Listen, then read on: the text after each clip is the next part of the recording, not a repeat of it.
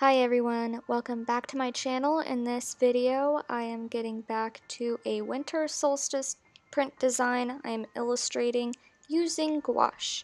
And I am starting this video off with a snow owl skull.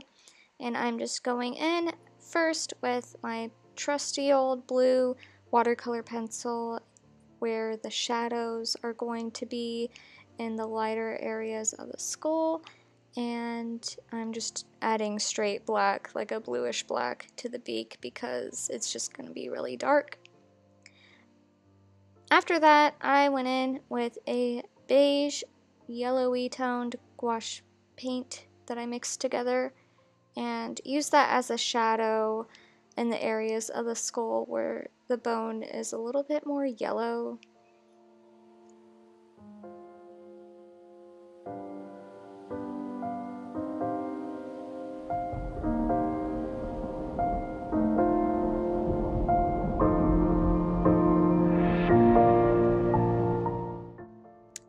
Hi, yeah, so we just fast forward, like, a lot of time, and I don't know why I didn't film for part of this. What the hell? Anyways, yeah, I guess we're here now, and I have this tiny brush, and I am just blending all those, I was blending all those colors together. I added a lot of black to the really deep dark areas, like where the upper and lower jaw close, the eye socket, all the cracks in the bones, all that. And I later on wound up using white gouache paint with almost no water added to it for the highlights and the skull, just because the white was very bright where the light was directly hitting it.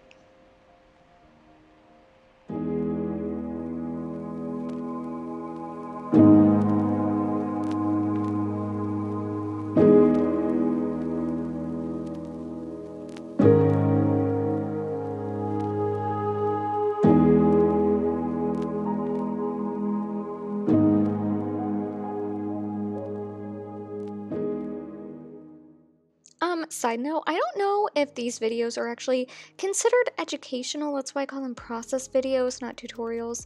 I like talking about my process, but I also like bitching about it a little bit and just having an outlet where I can talk about how I make art like I do to myself in my head. So that's what this channel is, and I'm sorry.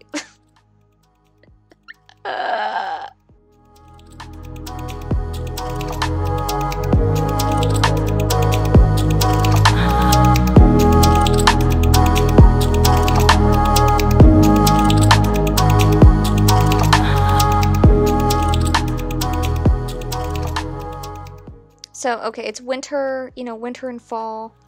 I personally think of pine cones, even though where I live, I pretty much see them all the time, but, evergreen plants are considered like a symbol of winter, and that's what this is all about, so I had to include it. I started with a brown watercolor pencil, and on the high points I used an orange watercolor pencil. That way when I went in later with the lighter beige color, I wound up layering over the top of that. I got kind of an orangey tint, and it just gives an added illusion of depth.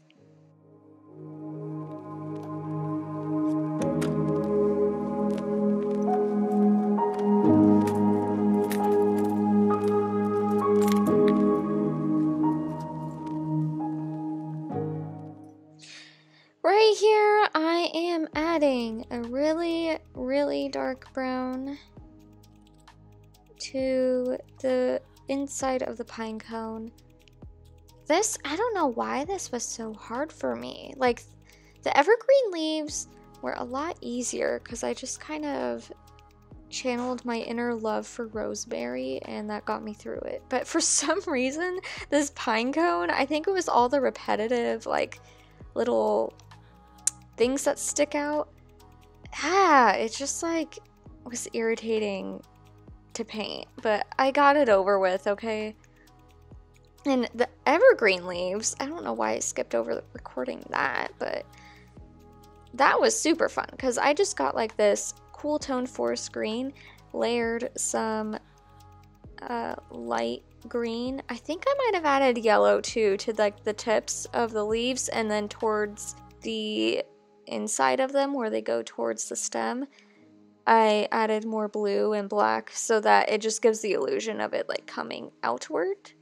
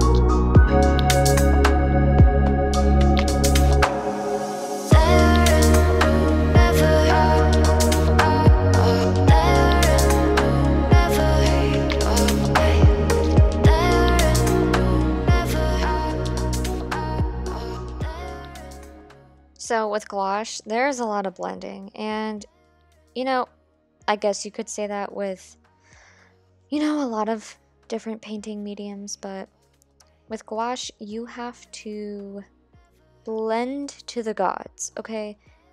You have to get like a smaller brush if you want smoother gradients and really take time with each color blending together.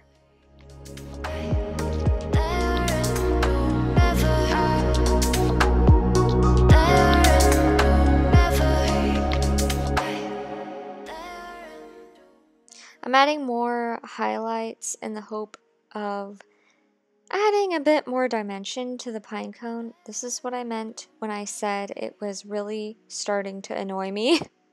It was a really annoying thing to paint. I'm not usually a person that likes doing repetitive patterns of any kind. So yeah, this was a bit of a challenge. And on top of that, trying to give the illusion of texture to it was very difficult. So I just wound up going back and forth with that really light beige color I whipped up, and with a damp brush that's completely clean, and blending it in. And then sometimes it'd blend in too much and I'd have to add more, and oh my god, it was a whole thing.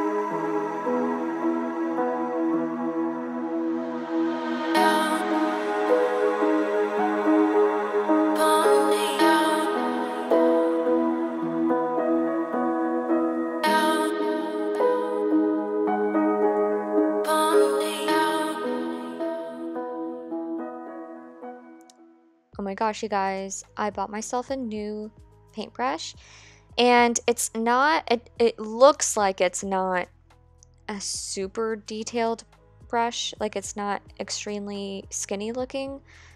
However, if you look at the tip, because it tapers so much, you can get some really like razor thin lines with it. And those are the kind of brushes I use for really thin details. I actually did a video on TikTok. I got 30,000 views on one of my videos. I just want to throw that out there. That was kind of cool.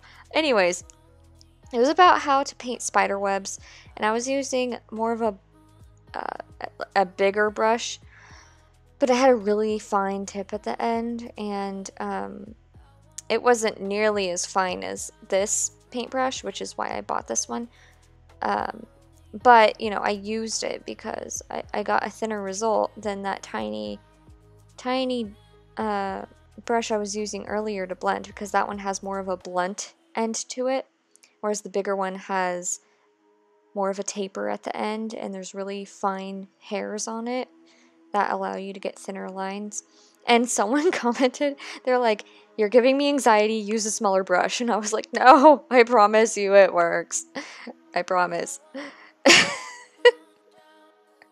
Anyway, so I'm using that detail brush I bought, and I'm just going in to every individual, I guess, needle-shaped leaf that's on the evergreen stem, and I'm just adding some highlights to each leaf, because I already did the shading and all that, so really makes it pop. Oh yeah, and it's really good. This brush was so good with doing these really thin shadows underneath each leaf. So satisfying.